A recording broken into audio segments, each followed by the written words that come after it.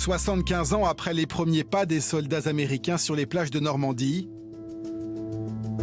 la France et les États-Unis seront côte à côte, jeudi, pour célébrer l'anniversaire du débarquement de juin 1944.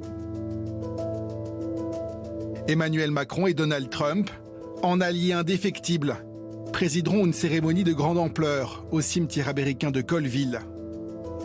Un lieu de mémoire, propice en principe à des retrouvailles chaleureuses. Les grands sujets qui divisent seront abordés lors d'un tête-à-tête à Caen à la mi-journée.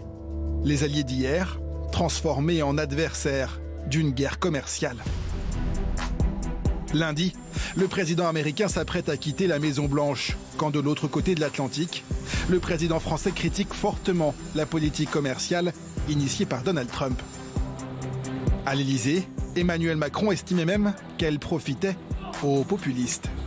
Si nous acceptons une nouvelle négociation Europe-États-Unis avec un pays qui refuse l'accord de Paris sur le climat, nous augmentons les contraintes sur nos propres industries tout en accordant de nouvelles facilités aux acteurs américains. Le grand gagnant sera le très bon ami de M. Trump, M. Steve Bannon. Steve Bannon, ancien stratège de Donald Trump à la Maison-Blanche, accusé par Emmanuel Macron d'œuvrer au démantèlement de l'Europe, notamment lorsqu'il soutient durant les dernières élections européennes le Rassemblement national de Marine Le Pen. Le projet d'intégration, ce que l'Union européenne a toujours voulu, est un projet mort. Vous n'entendrez plus Juncker à Bruxelles ou qui que ce soit pousser pour davantage d'intégration.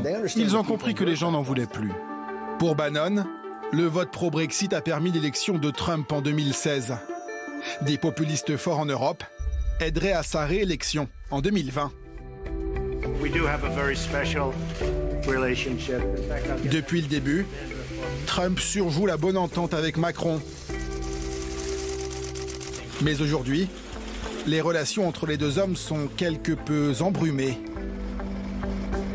Déjà en novembre dernier, alors que le monde entier célèbre l'armistice de 1918, les deux présidents s'écharpent sur la création d'une armée européenne.